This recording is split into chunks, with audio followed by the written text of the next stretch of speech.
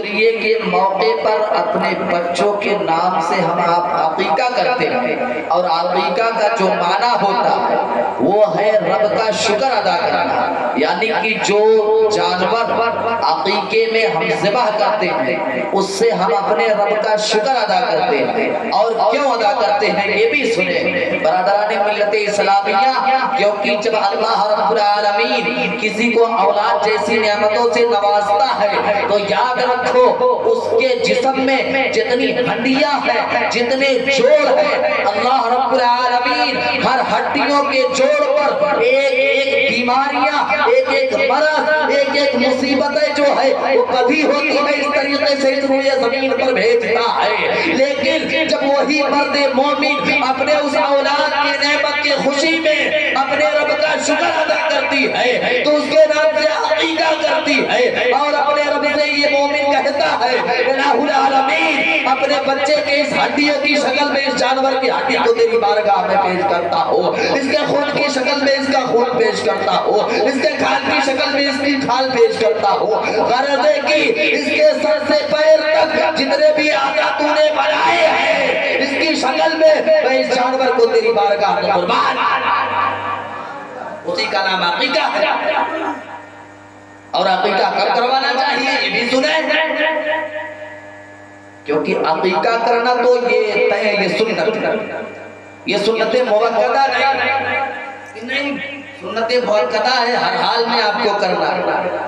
عقیقہ کرنا جو ہے یہ سنت ہے۔ میرا نبی فرماتے ہیں کہ جس کے پاس اتنی وسعت ہو، اتنی دولت ہے کہ وہ کر سکتا ہے، ایسے موقع پر وہ کرے۔ اور آگے یہ بھی سنیں آپ کہ عقیقہ جب بچہ 7 دن کا ہو جائے تو 7ویں دن عقیقہ کرنا یہ افضل ہے، سب سے زیادہ ثواب 7 دن۔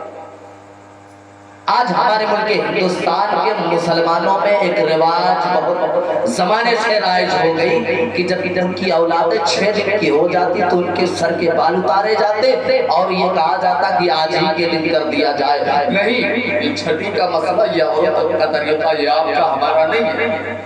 بلکہ ہمارا آپ کا جو مسئلہ ہے وہ 7ویں دن اپنے بچے کے سر سے بال اتاریے اور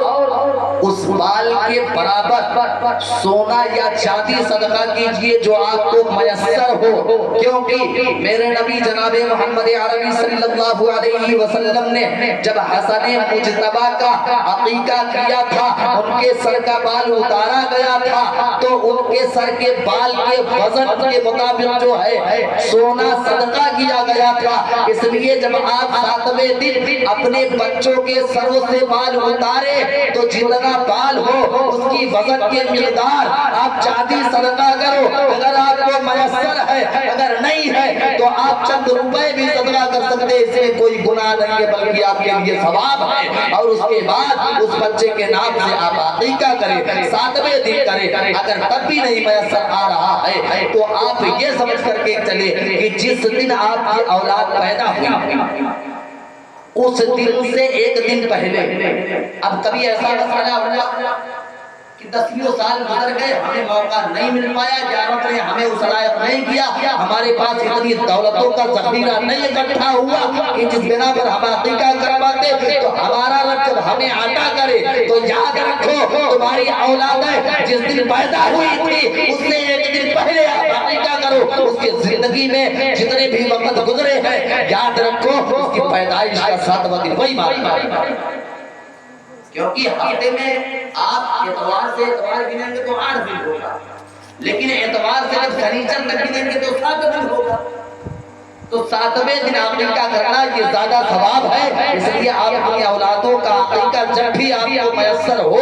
آپ کے پاس بڑی دولت ہو، جب بھی آپ کرو تو جس دن آپ کا بچہ پیدا ہوا تھا اس دن سے 1 دن پہلے، اگر جمعے کو ہوا تھا تو جمعرات کو کرو، جمعرات کو ہوا تھا تو بدھ کو کرو، بدھ کو ہوا تھا تو منگل کو کرو، اس طریقے سے 1 دن پہلے جب آپ کرو گے تو اس کی پیدائش کا وہ 7واں دن مانا جائے گا۔ اب آگے کیا کچھ لوگ یہ کہا کرتے ہیں، ہمارے زمانے میں ایک بات مشہور ہے کہ عقیقے کا گوشت نانا نانی نہیں کھا سکتے، اماں ابا نہیں کھا سکتے۔ جو کہ ایسا کچھ نہیں ہے مطلب اسلام میں کہ طریقہ بالکل باطل ہے، یہ اس کی کوئی اصل نہیں ہے۔ عقیقے کا گوشت ہر کوئی کھا سکتا ہے، کوئی دقت نہیں ہے، چاہے وہ دادا دادی ہو، نانا نانی ہو، غرضے کی ریلیشن شپ میں کوئی بھی ہو، سب کھا سکتا ہے۔ جس طریقے سے قربانی کے گوشت کا مسئلہ ہے، اسی طریقے سے عقیقے کا گوشت بھی ہے۔ اگر اب کچھ لوگ یہ کہیں کہ نہیں ہماری فیملی کافی لمبی چوڑی ہے، تو اس کے بارے میں یہ مسئلہ صاف صاف ہے کہ اگر آپ کی فیملی لمبی چوڑی ہے، آپ کا پریوار بڑا ہے، تو آپ پورا کا پورا گوشت اپنے لیے رکھ سکتے ہیں، اس میں کوئی گناہ نہیں ہے آپ کے لیے۔ لیکن اب گنتی کے چند افراد ہمارے گھروں میں ہوں اور پورا کا پورا بکرا اپنے فریزر میں ہم رکھ لیں، تو یاد رکھو یہ گناہ ہے، یہ ثواب کا کام نہیں ہے۔ اس میں آپ 3 حصے کرو، ایک غربا میں تقسیم کرو، ایک اپنے دوستوں احباب کے لیے رکھو کھلاؤ انہیں، اور ایک حصہ اپنے لیے رکھو۔ جس طریقے سے آپ قربانی کے گوشت کا حصہ لگاتے ہو، اسی طریقے سے عقیقے کا گوشت کا بھی مسئلہ ہے، آپ اس کا بھرپور خیال رکھیں۔ سب سے اہم چیز ہے یہ ہمارے لیے۔ اور یاد رکھیں کہ ایک چیز اور ہے، کچھ لوگ یہ کہتے ہیں کہ مولوی صاحب اگر عقیقہ نہ ہوا ہو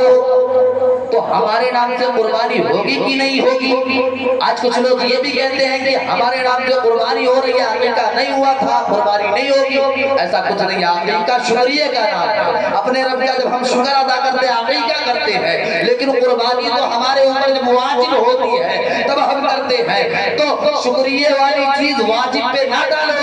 آپ پہ اگر قربانی واجب ہے تو آپ بخوبی قربانیاں کرو، اگر عقیقے کی قربانی ہو جاتی ہے اس میں کوئی حرج نہیں۔ اور دوسری چیز، آج کچھ لوگ یہ کہتے ہیں کہ اگرچہ میرے بچے کے نام سے عقیقہ نہیں ہوا ہے، کیا ہم گنہگار ہیں؟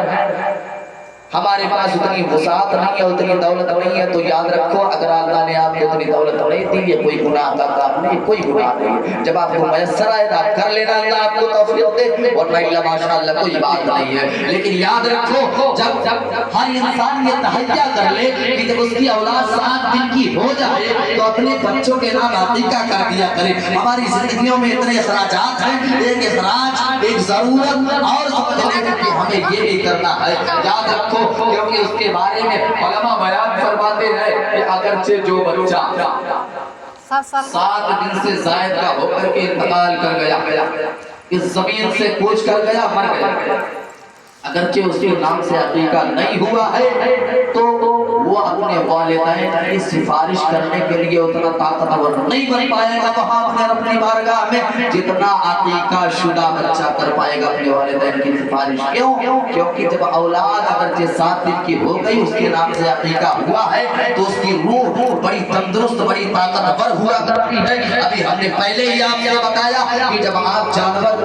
ذبح کرتے ہو، آپ جب عقیقہ کرتے ہو تو جو دعا پڑھتے ہو اس کا مفہوم صاف صاف یہ ہے کہ اے اللہ اس کے ہڈیوں کی شکل میں اس کی ہڈیاں میں پیش کرتا ہوں، اس کا جو خون ہے اس کے عوض میں اس کا خون، غرضے کی سراپا سر سے پیر تک اس کے جسم میں جتنے اعضاء ہیں ان سب کے بدلے الہ العالمین تیری بارگاہ میں اس دھمبے کو، اس مینڈے کو، اس بکرے کو ہم خدا کرتے ہیں۔ آپ یہ کہتے ہو نا، اس لیے جب اس کے جسم سے ساری بیماریاں، ساری مصیبتیں ختم ہو جاتی، وہ تندرست و توانا طاقتور ہوا کرتا ہے، جسمانی اعتبار کے ساتھ ساتھ وہ روحانی اعتبار سے بھی مضبوط اور طاقتور ہوتا ہے۔ اس لیے اپنے رب سے وہ جھگڑتا ہے، اے بارے الہ تیری جنت میں اس وقت تک میں نہیں جاؤں گا جب تک تم میری والدین کی مغفرت نہیں کرے گا۔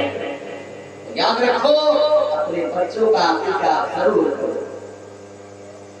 کیونکہ وقت اس بات کی اجازت نہیں دیتا میں آپ سے بڑی لمبی چوڑی گفتگو کروں، کیونکہ مولانا صاحب بھی آپ کے روبرو ہوں۔ بس آخری بات کر کے آپ کے رخصت ہونا چاہتا ہوں کہ اب ہم نے یہ سمجھ لیا کہ عقیقہ کرنا کیوں ضروری ہے، ہمیں کیوں کرنا چاہیے، کیسے کرنا چاہیے، سارا مسئلہ آپ کا کلیئر ہو گیا۔ لیکن اب ہمارے معاشرے میں ایک وبال ایسی پھیلی ہوئی ہے کہ آج پوری دنیا اس مرض کا شکار ہو گیا ہے کہ اگرچہ ہمارے یہاں کوئی فنکشن ہے تو پڑوسی کہتا ہے زمانے سے کھانا پینا نہیں، ہمارا انتظام نہیں جائے۔ تو یاد رکھو نبی کی حدیث ہے کہ جو مرد مومن ایک دوسرے مومن بھائی سے 3 دن سے زائد قطعی تعلق کرے وہ ہم میں سے نہیں ہے، غرض ہے کہ وہ مسلمان نہیں ہے۔ یاد رکھو اگرچہ آپ اپنے آپ کو امت مسلمہ کا حق دینے کے لیے تیار ہوتے ہو، کھڑے ہوتے ہو، تو اپنے ضمیر کو جھجھوڑ کے اپنے آپ سے پوچھ لینا کہ اگر تیرے پڑوسی نے تجھے دعوت دیا تھا تو نے قبول کیا تھا کہ نہیں کیا تھا؟ اگر تیرے بھائی نے تجھے پوچھا تھا تو گیا تھا کہ نہیں گیا تھا؟ اگر نہیں گیا تھا اور آج تک تیرے اندر وہ جرات پیدا نہیں ہوئی کہ تو پلٹ کر کے اس کے سلام کرے، اس سے مصافحہ معانقہ کرے، تو یاد رکھ تو اپنے آپ کو مومن کہلانے کا حقدار نہیں۔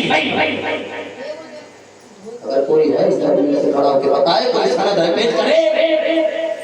تو خدا را اپنے آپ کو سنبھالو اور اعراض کر لاؤ کہ تمہاری آبادیوں میں اگر ایسے فنکشن ہوتے ہیں، ایسے تقریبیں ہوتی ہیں، آپ اس میں شامل ہو،